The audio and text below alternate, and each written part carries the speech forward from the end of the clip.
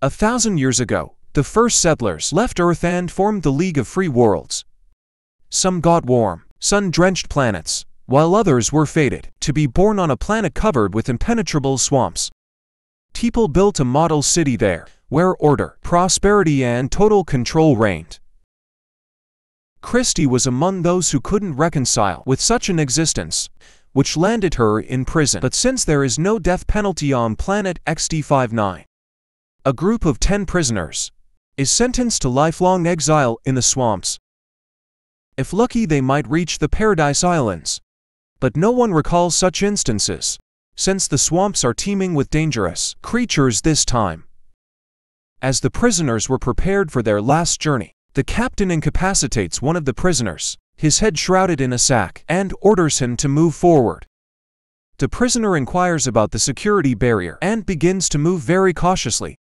He miraculously avoids the hit from the security's invisible barrier, and the captain orders to deactivate the protection.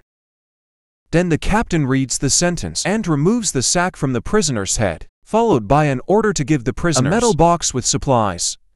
They have an hour to set off, or the guards will kill them on the spot. One of the women goes into hysteria, claiming she's a tourist and innocent. She tries to run, but Christie catches and calms the unfortunate woman. The prisoner freed from the sack suggests that people introduce themselves. He is Erwin. That the initiative is intercepted by the formidable-looking youth, nicknamed the Polar Wolf, who knows these swamps well, as it's not his first exile. The wolf wants to know everything about each member of the team, but their acquaintance is interrupted by the appearance of a dangerous local creature living underground called the pagan. The creature senses vibration and moves towards it, dragging its prey underground. Christie declares that she intends to only listen to Irvin. Used reminds her of his superiority, to which Irvin proposes to divide the supplies and opens the box. He manages to grab only a knife when the others pounce on the box with supplies. The wolf again reminds everyone that he's the boss, but Irwin refuses to listen to a prisoner and announces his departure to the Paradise Islands. Christie joins him, but first they want their share of the supplies. The wolf's henchman tries to claim rights over Christie. Then Irwin puts a knife to his throat, reminding that any attempt of the prisoners to destroy each other will result in them being immediately shot on the spot. So the wolf has no choice but to give the pair their share of supplies.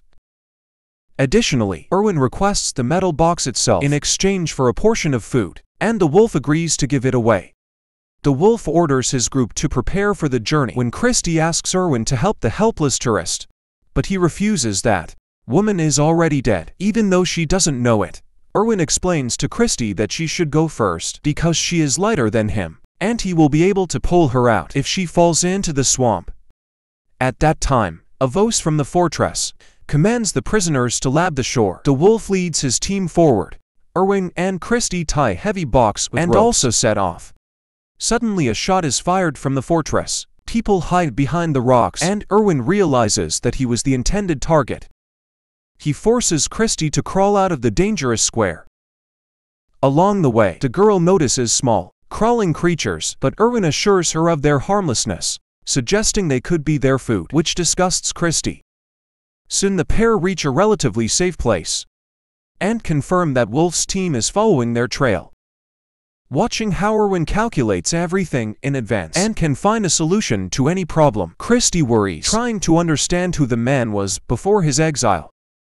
The girl doubts the existence of Paradise Islands, to which Irwin rightly remarks that then they wouldn't have tried to kill him. After all, the guards would have been sure that he would definitely die. And although it's his first time in the swamp, he is confident that he can find the right way. Meanwhile, the captain is reprimanded by the president for the advisor still being alive. Sergeant Matthias, who was the disguised prisoner, failed to eliminate the advisor. The captain reassures the president, stating the swamps are impassable. Meanwhile, Christie and Irwin find a small stream of clean water, and the girl washes her face, pondering her misfortune.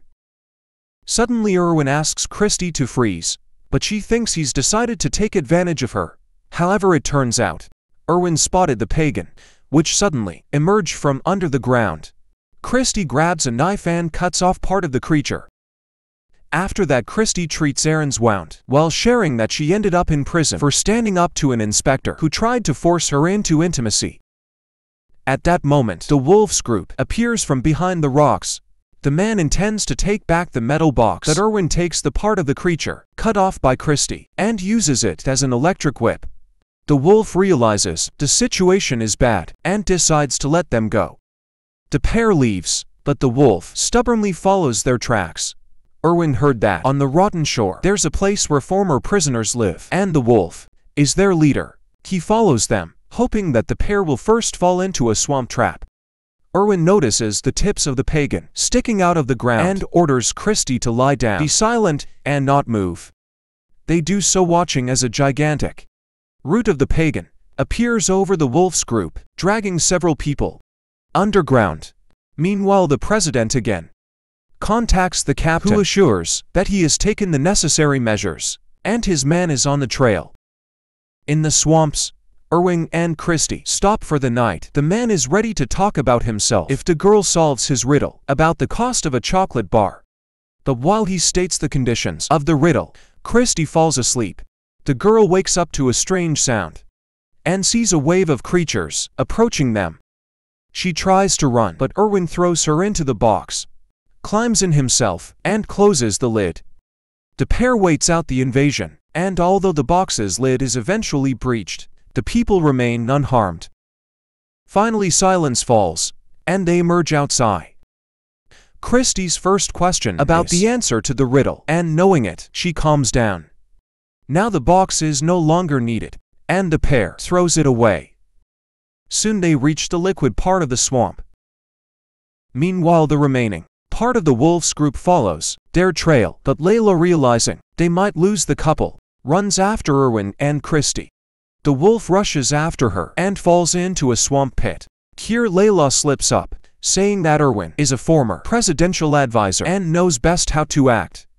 Nevertheless, one of the prisoners, Yin, helps the wolf out. In the evening, Erwin sets up camp, forces Christy to eat raw tadpoles, and confesses that he was the president's advisor. That his conscience tormented him. He collected a lot of different information and wanted to tell the public about it. The authorities realized they couldn't get rid of him quietly and sent him to the swamps. But he managed to launch a virus into the control system, which can only be turned off knowing the code, and only he has the code.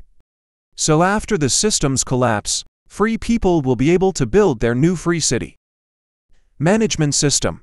Christy reminds him that then they will definitely be looking for him, but the man is confident that by that time they will already be on the islands.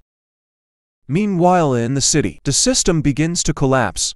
The communication satellites fail.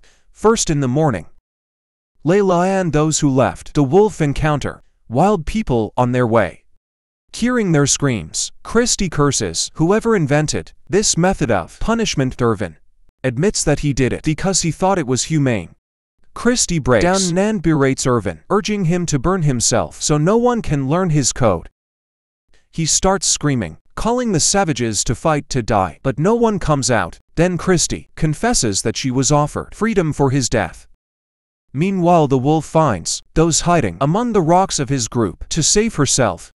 Layla tells about the offer she received to kill the advisor, after which a ship will fly for her. The wolf orders to find the sensor on her body. The girl runs away and dies in the web of a dangerous swamp fungus. Seeing that their spy is dead, the captain arms Sergeant Matthias and sends him on the advisor's trail. Meanwhile, another man from the wolf's group dies, and then Yan catches up with the couple, and distracted by him, Erwin falls into a trap to the wolf, who intends to exchange the advisor for freedom. Erwin, tied up, tries to persuade Christy to run, but she suddenly kisses him. The wolf forces Erwin to stand, but he mocks the prisoner, and the wolf has to carry Erwin on his back. Meanwhile, Sergeant Moshus's group lands in the ruins of the old prison where wild criminals live. Soon the wolf's group also gets there. Leaving the Thai advisor and Christy aside, the wolf goes to negotiate with the sergeant, but while they are agreeing, Erwin frees himself and escapes. The wolf promises to find him but gets shot by the sergeant After which, Moshes finds Christy and Jan, and killing the latter leads the girl forward. Erwin confronts Moshes and demands to release Christy in exchange for himself. The military agrees but shoots a tranquilizer, hitting Christy, and himself receives a knife in the back from the fatally wounded wolf. Erwin thanks the dying man, who advises not to go to the Paradise because Islands they don't exist. Then he drinks poison to avoid suffering later. Erwin, carrying Christy in his arms, reaches the sea, and the advisor realizes that the Paradise Islands are rafts made of plants and they can cross the strait on them. Meanwhile, the captain loses contact with Moshes and realizes that further search for the advisor is useless. But he sends the last combat drone after him. At this time, Christy comes to her senses and realizes that their island is gradually sinking. The prisoner with them, Job, hears this and goes into the water to save the couple. Soon they hear the sound of an approaching drone. But the drone fails to reach them and falls into the water, thereby proving that Erwin's virus worked, and the city's control system is destroyed. Their joy is overshadowed by a cliff. Appearing ahead, the couple wraps themselves in their plant-made island and miraculously survives a gigantic waterfall soon.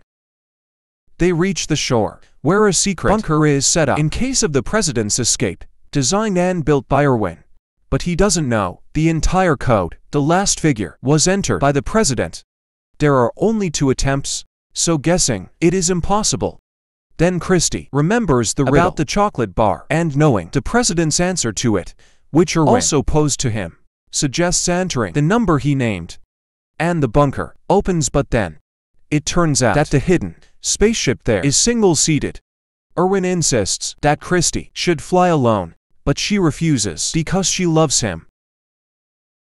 In the last scenes of the movie, the voices of Christy and Erwin are heard, making it clear that they somehow managed to squeeze into the spaceship together. Thanks to their rescue, the League of Free Worlds learned the truth about the planet and destroyed the remnants of the total control system. But 10 years later, a new system was established on planet XD59, much more cruel than the previous one. And that is the end of the movie. Subscribe and activate the little bell for more videos. Give us your like, comment, and share.